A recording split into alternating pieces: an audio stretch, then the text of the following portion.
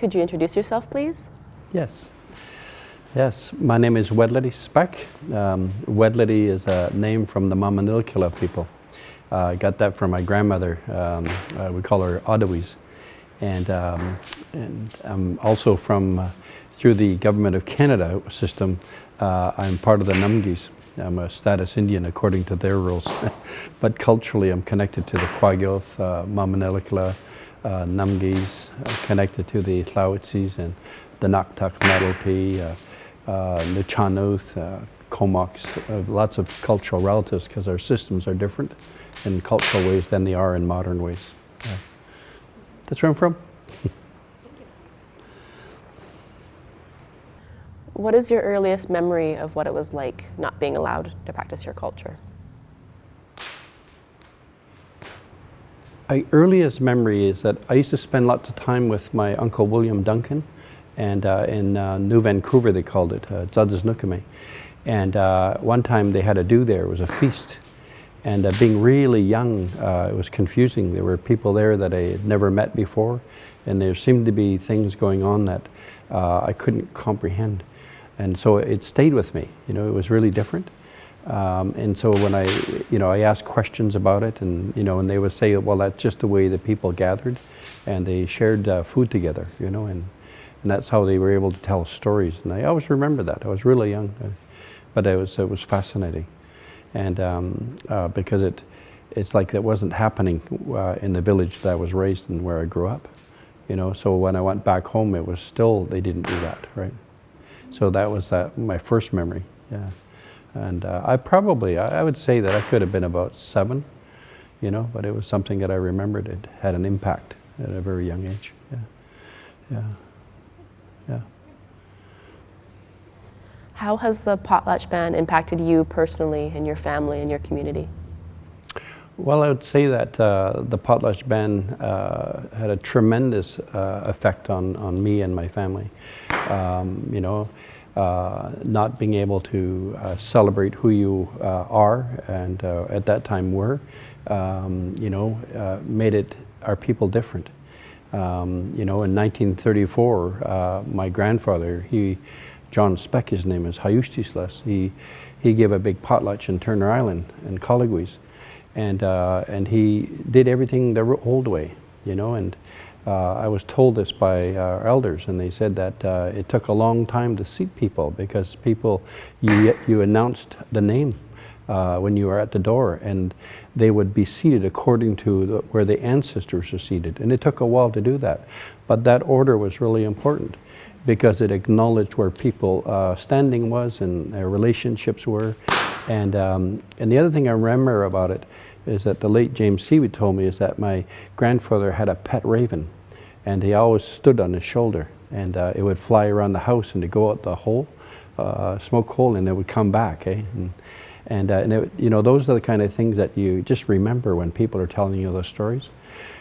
But it was so important, because one of the things that I remembered is that one of my dad's uncles, apparently he was young, and he spoke when he shouldn't have spoke.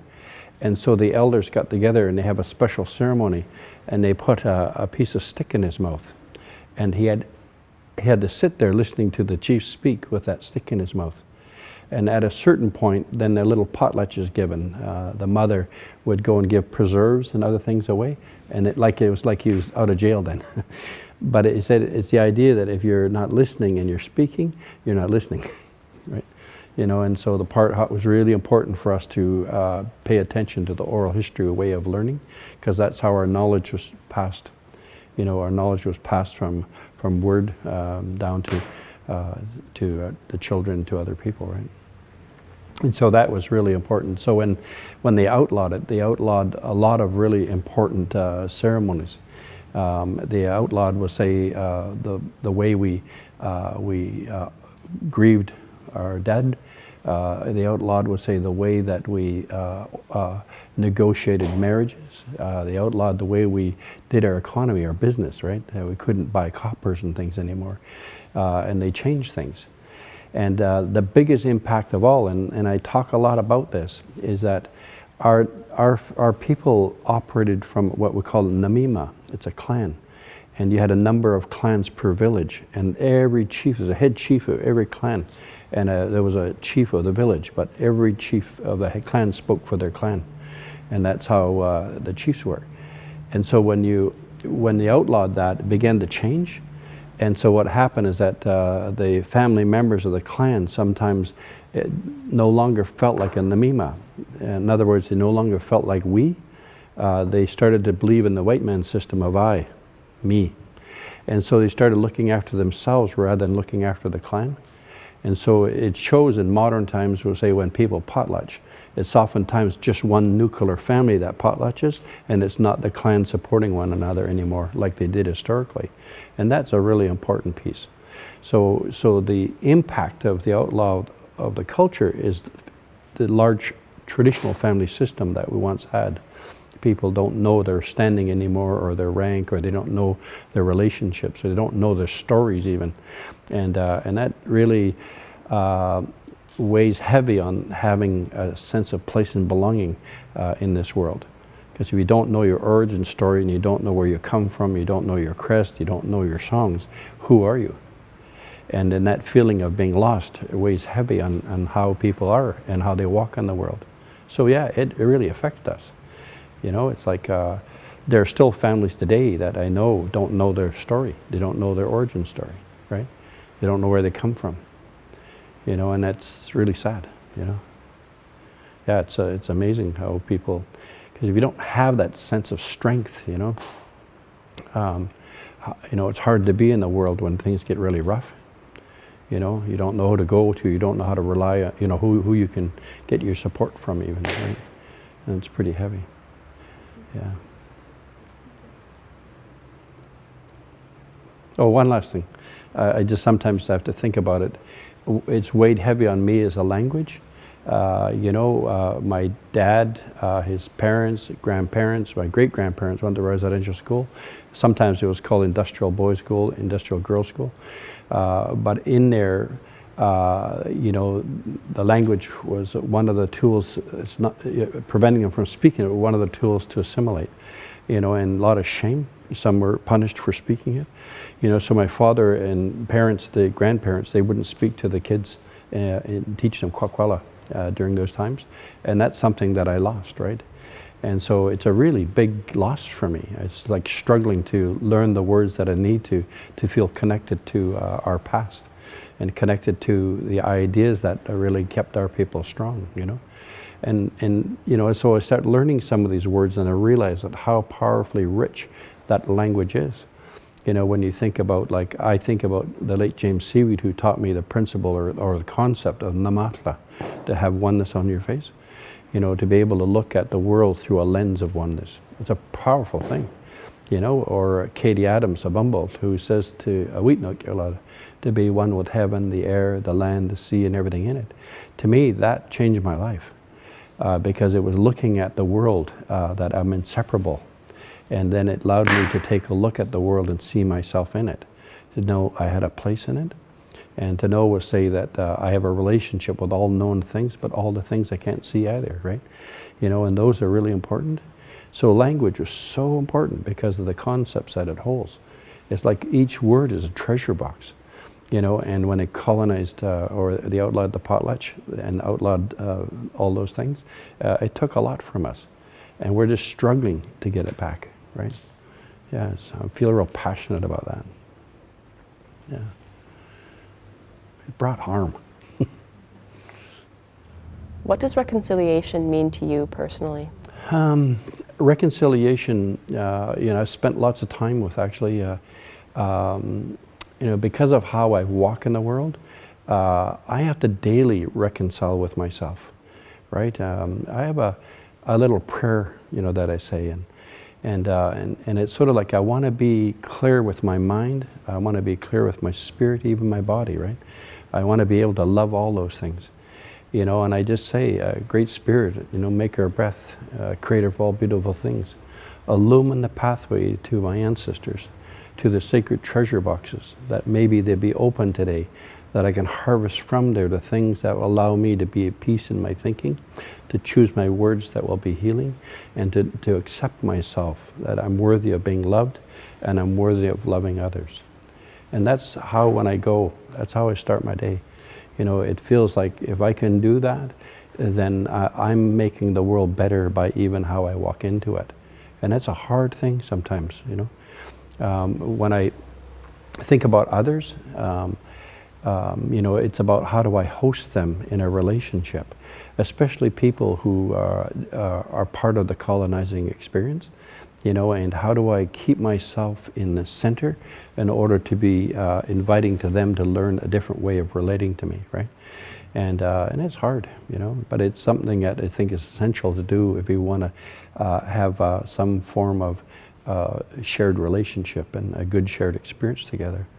And so for some, reconciliation, which I've heard, is to restore, is to heal, is to share an experience together. That's different than the one that they've had before. You know, like it speaks to the idea that, you know, the non-Indigenous people today aren't the people that outlawed the Potlatch.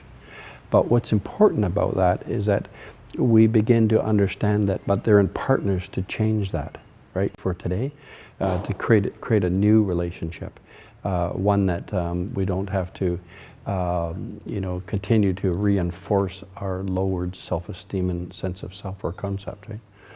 That they can be partners in all of that, right? So it's a big concept, but it's something that can be done. A firm believer will say that reconciliation has 4 aspects to it. One is that there are simple things we can do.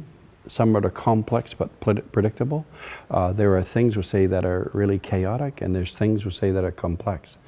And so the simple things are like, what prevents us, no matter where we are or who we work for, from learning how to say "Kila kasla," right? You know, learning the power of that word, learning the power of that gesture. Simple. Or what an opportunity we have with, say, a simple reconciliation, say, I want to acknowledge the traditional territory of the K'omoks people, right? And it just acknowledges, we'll say, that where people have come from and how powerful and meaningful that is to acknowledge them in that way, right? Or we'll say another simple one would be like, look, let's invite people, let's go back and forth and learn about one another in a good way, right? And the complicated one, if I can say, like the simple ones is like a dripping tap, right? You can turn it off and the drip stops. You know, the second one is like maybe the soldering to the joint is starting to leak. You know, it requires a plumber, some form of expert. And what that means is that maybe when we're developing relationships between our people or our families with one another, it's like that dripping tap. There's something in the past that affects us that we might want to spend some time looking at how we approach that. Just some thought, right? And then the chaotic one means that sometimes, you know, like if we are having an event around residential school and people are doing their testimony, don't ask them to meet about some trivial government issue, right? Like, you know, respond to where people are at and what the situation is. Show up, know when to do the business and when to stop and honor people for where they're at and then move on, right? So it's really important, you know, it's like have empathy. And then the complexity, what I say is that those situations, when we talk about poverty or we talk about all the things that our families struggle from today, is not a simple matter, but we need to put a whole bunch of pieces together in order for us to be able to respond to it in a good way. That's complex. So we have a number of different people around the table, in other words. So if you have different people around the table, they all got their own cultural ideas, and we need to find a way, we'll say, for us to communicate in one way about that particular problem, right? And it happens to be colonization, it happens to be treaty, it happens to be language, it happens to be jobs, you know, there's lots, it happens to be our children who are not living with us right now. And it all comes back to the idea, we'll say, that you know, our culture is so important, but if our kids aren't with us, that's our future, right? We don't have a future if we don't have our children. And it's really a big thing. So reconciliation means lots of things to me, but it starts with me. And I find if I can show up in the right way, I'm open to the rest. Yeah. How do you feel that non-Indigenous people can help with the cultural revival and healing that is sought by Indigenous peoples? Well, my invitation usually to non-Indigenous people is to show up, right? But when you show up is to be curious, to be open, and to be willing to understand who we are, what we want, and why we do what we do. If they can do that, then I think we're going to move miles, right? You know, it's like cross-cultural communication is just that, right? And so when people are saying that, look, you know, this is what we want to do, you know, somebody across the table has already a blueprint of what they think is good for you. You know, that's non-Indigenous bias, and it influences us, right? And so what we need to be able to do is saying that, you're not hearing me, you know, I'd like you to show up, be open, be willing, be curious, to step into where we are and understand why our proposals and why our vision of our future is important to us, right? And I think with that, it makes things so easy, it's so simple.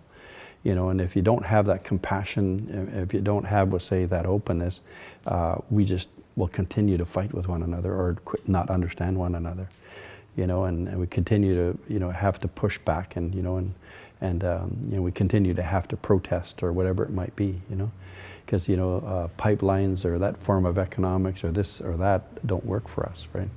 And so I think those things are really, those invitations are really important, but I think we have to be really clear about how we want to invite people in, you know.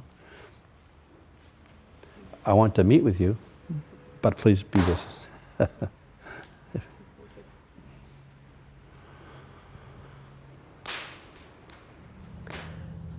What do you think is the biggest difference of before the ban and after the ban?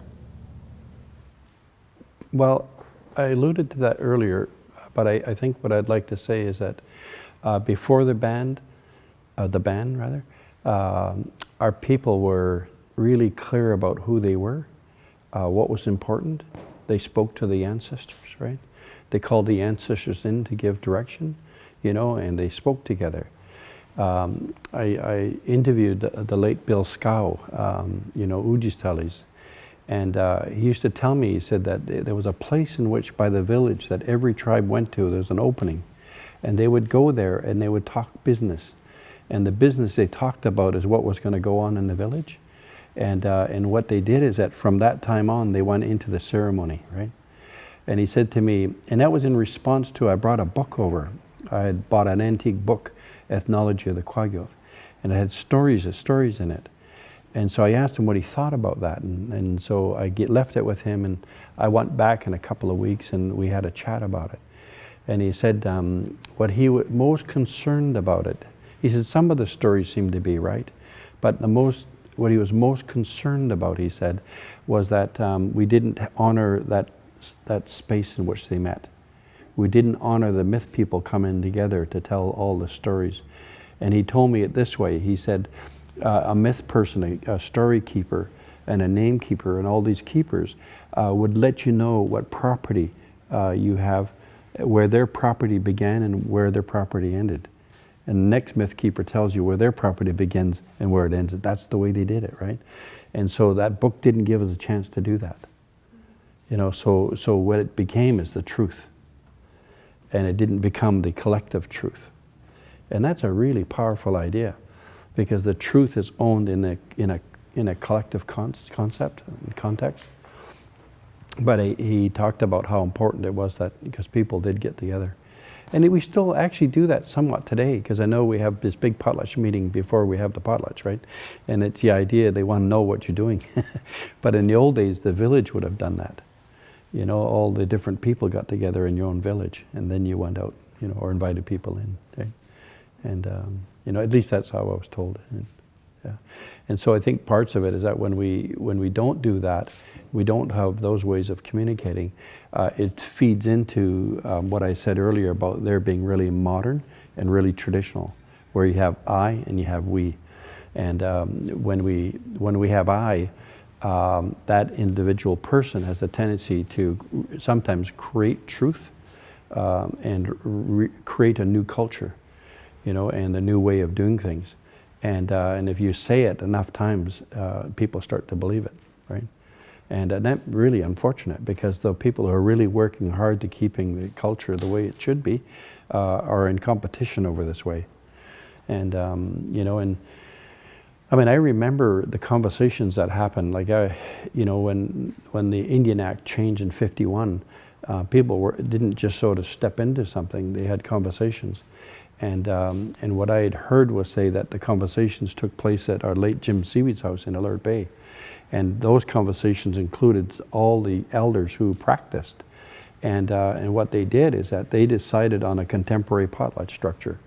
You know, what was going to be in, what was going to be out. I would have loved to have been there. It's a powerful thing. I would have loved that to be recorded, right? And who knows, maybe it is.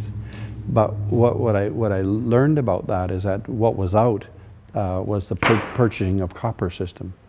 What was out was the traditional marriage payment and things like that. There were a lot of things that were out, but there were a lot of things that were in, but revised, right?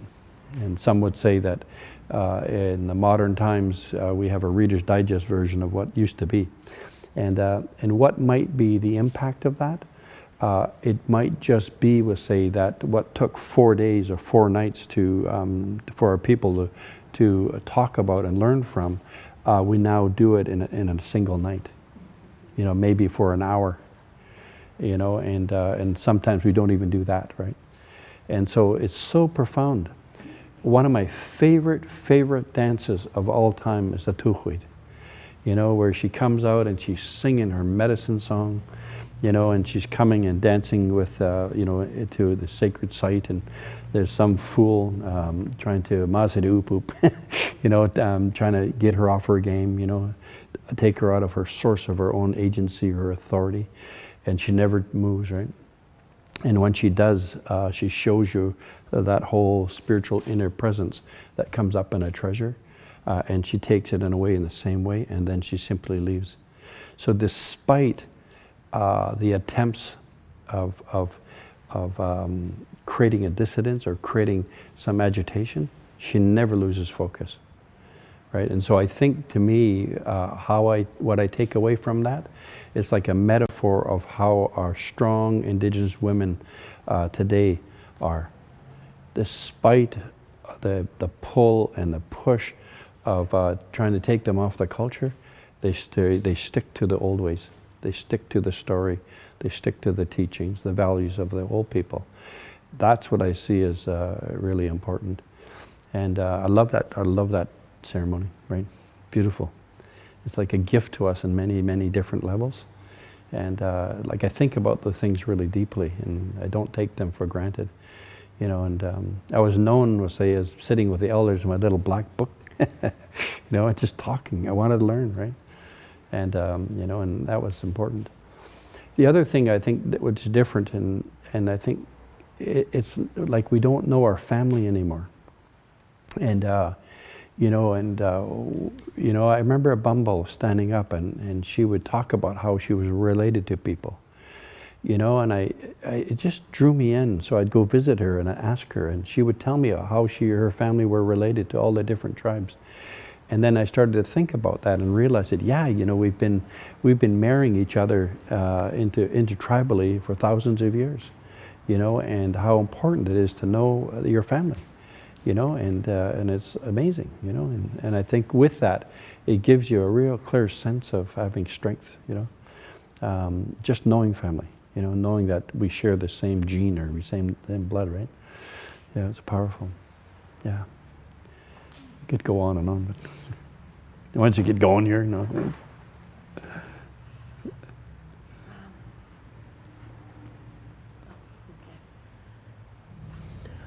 How can we heal and revive through all the lateral violence today? Yeah. Yeah, part of, you know, I just tell you my own story, right? I think when I was growing up, I went to day school, and going to day school, ironically, was that we went to the residential school for day school. All the day school kids in Alert Bay the residential schools went to day school, and we went in. And it was interesting because I got beat up on the way in, and I got beat up on the way out. That's my experience of residential school, right? Although it was day school. And I remember one day, Charlie Dick, he saw that.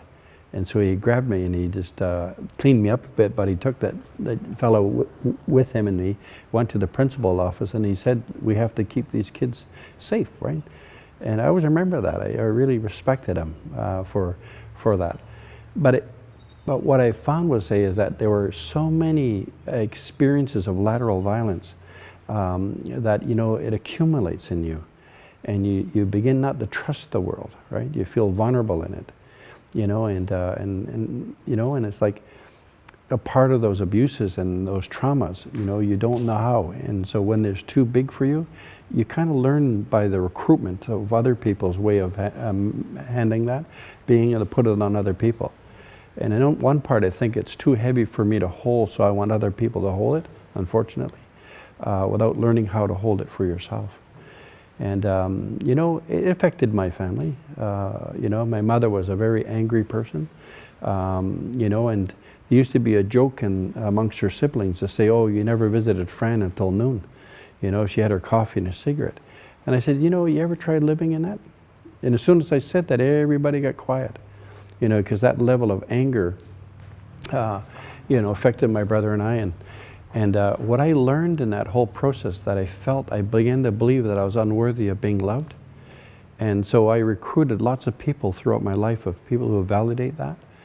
And at one point I had to change that, right? And you know, fortunately, I was able to begin to look that it was something that I created, something that I believed in, and it structured my thinking. Therefore, it structured my behavior. So for a short period as a teenager, I was really angry and I would fight a lot, and then I was trying to, you know, it was, I guess, my way of keeping space and safety, you know. I used to go to parties and when I was there, I counted alcohol, how many people would drink. And what I knew was, say, if they drank 3 or more and they were going at it pretty steady, that's when I left. I didn't trust people in their violence, right? And so part of that was then to pull back and to not hang around with people who are really nasty and who would projected really negativity on me or on others that I loved. And then from there, I began to take some healing. I've done a lot of EMDR, they call it, and that work has really helped me find ground and a sense of myself. For years of depression, I took St. John's wort, and you know, and I got out of depression in a good way, and you know, and so with all that work, and you know, I started bathing in rivers. Actually, when I first came to K'omoks, I was bathing in the river, and I sat on mountaintops. I prayed the old way. I've done all those things to strengthen, you know, and I went to Tlowitsis, the treatment center, to a trauma program. There's all those things that I've done to try to find my own personal agency, and in that way, I found peace, you know. And you know, people would still say bad things, but instead of saying bad things back now, I just pray for them, right? And I really try to do something to help turn that around. And there's things that happen in our community where, you know, you see that, you know, it's their woundedness and their inability to know how to deal with it. So rather than dealing with themselves, they want other people to wear it. And so it's kind of like we're at a place now where I believe we need to invite them to take responsibility, which I call an invitation to responsibility. Do you want to continue being unhappy and, you know, a prisoner to colonization, or do you want to be free, right? It's like reconciliation. It starts here, and then it starts between us. Then it starts between us, right? My dream is that we can have a namima, our clan, that we can work together again, that we can be honoring of each other, you know, that our names mean something again in a really meaningful way, that if you have too much wealth to give away, there's never an end, that it's not about prestige and power, it's about what you share with one another in order for us to be lifted together, right? You know, there's so many things to think about in that way, you know, and it's so many things that we need to challenge ourselves, you know, that we can be greater and better, you know. And one of my favorite stories is my great-great-grandmother, K'omoks. She was where the name Wedlidi comes from, the same family, the Mamanilligam clan, Village Island. First thing she did is she got up and prayed in the morning. And the first thing she did is she asked the Creator to help lift her up. And she was nearly 100, and she had arthritis, and she could hardly walk. but yet she had that determination that she wanted to walk, right? And that's a powerful thing. So with that lateral violence, we must be the anchor for the culture and hold the space that they will come home one day, right? That, you know, if we are solid in our own love and they're wandering out in pasture of confusion, that one day they'll come home because they have a place where we are. And we have to be prepared to receive them with the fullness of our love and the fullness of our heart. And that's only time we'll be able to eliminate, I believe, lateral violence, right? Because they realize that love is greater than that, right?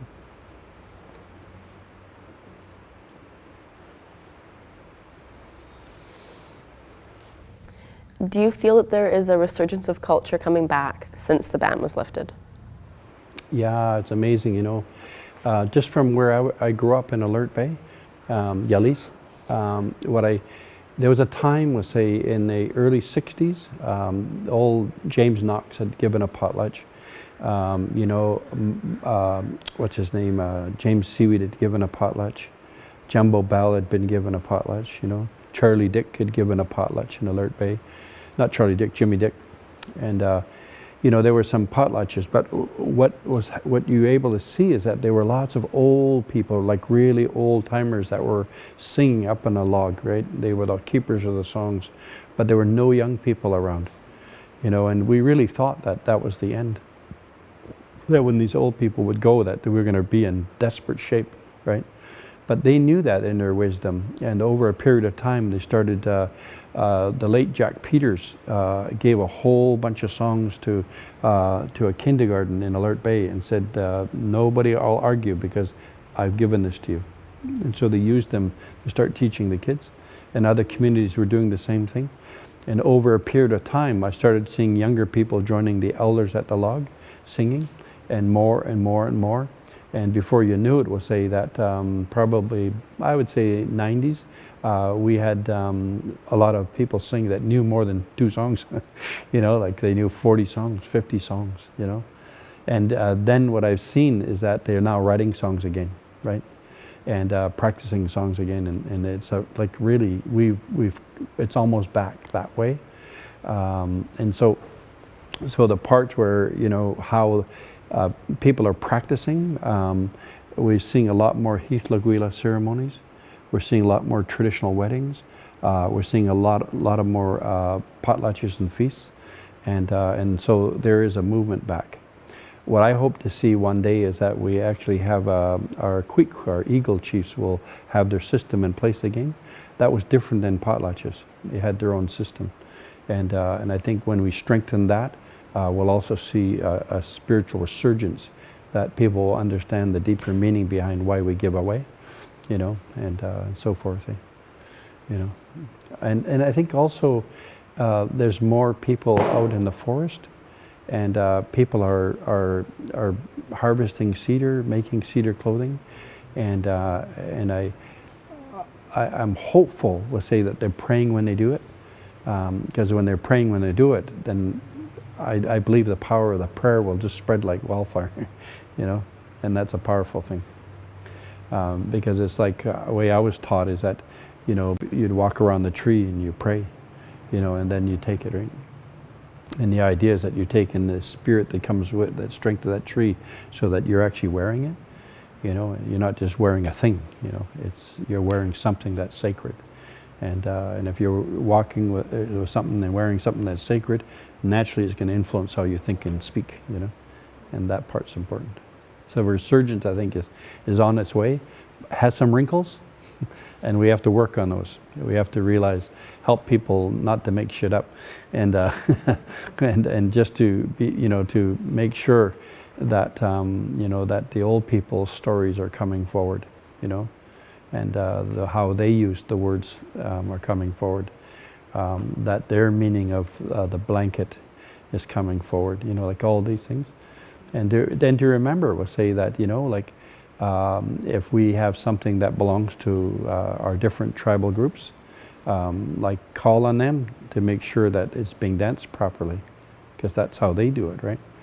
You know, if you're, you know, it's like I said not long ago, is that the Tlowitsis, what we call a klasla, came to our family a certain way, but we want to do it the way they do it, you know, and that's just the way, you know, it keeps it alive because we're honoring them, honoring the way that they want it done, right?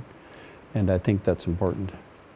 And for us to really understand that if we're honoring a dance that comes from the Helsuk, Wikano, if we have a dance, we'll say, that is as ancient as time, that came to us from the myth people, that we have dances that come from the Nuu-chah-nulth, from the K'omoks, all these dances, is that when every dance that we get from them has a spiritual philosophy supporting it.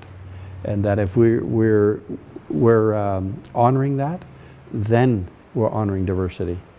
You know, we're honoring our ability to do things that our ancestors knew about that we might have forgotten, and if we bring that alive and awaken it, then boy, it's pretty amazing.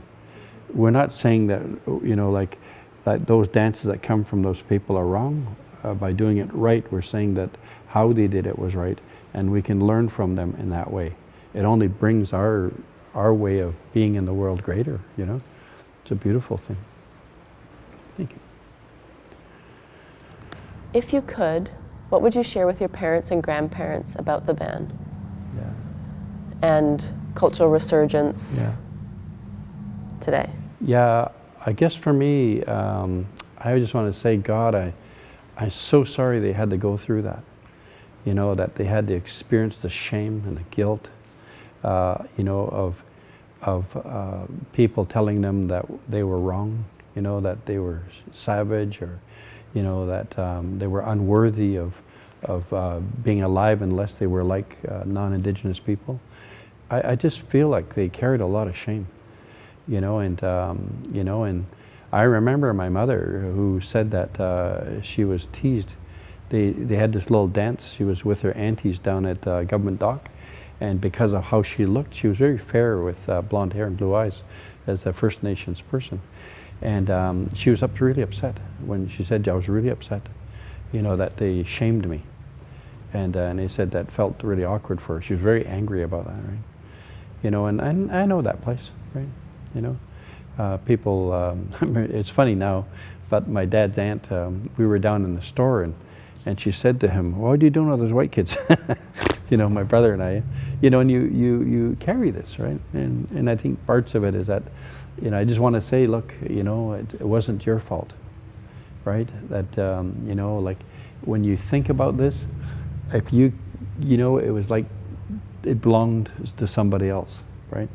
Just remember the core of who our people are and where you came from, right? And I just want to thank the generations past that, you know, for coming forward and you know, paving that way for us. You know, for those who sit and pray in a good way, they understand them. We're talking to them all the time, you know, and being there and never giving up on us, right? But what we're going to do is we're going to heal this, and we're going to make that road ahead a lot clearer for the children, you know, in a good way. That's what I'd say. And I just want to say as a footnote, I was taught how to do some ceremonies, and I'd work with these ceremonies in the Youth Custody Center. I did that for over 9 years. And every time I had this fire, I would bring food, and I would offer it to my mom, and I would talk to her, you know, and a lot of it was like, you know, like trying to understand what the anger was about. And then it started to turn into, it wasn't about her, it was about me, about how, say, I interpreted the anger and how I made a story up, and how I just now can let that story go and just thank her for being her, right? She is what it is, yeah. It was like if her life was like watching a movie, I'm responding to the movie, right? And it's my thoughts, my feelings, and it's my ability to create the story that I want. And so if my story, I'm putting it on her, it's wrong. So it was a lot of freedom in that. So that was a long time though. Burned a lot of food.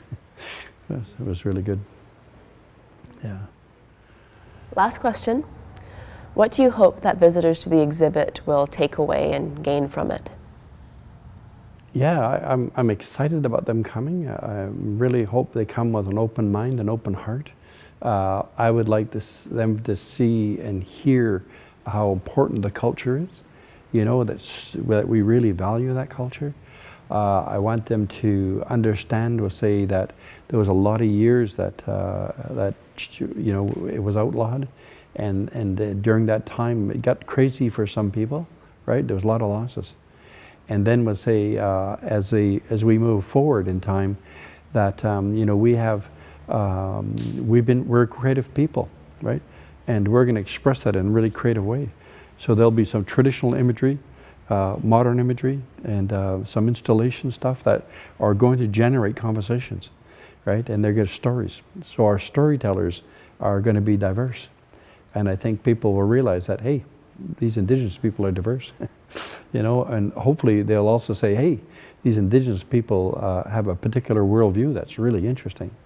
Or they'll say, hey, these indigenous people in their relational practice do things in a really unique way that we can learn from. Or saying, hey, indigenous innovations out there, you know, and we can express ourselves today in a lot of different ways. That's really meaningful. You know, it's like they can learn lots from this, and what a gift it will be. You know? Yahoo! Yeah. Thank you so much. Thank you. Yeah.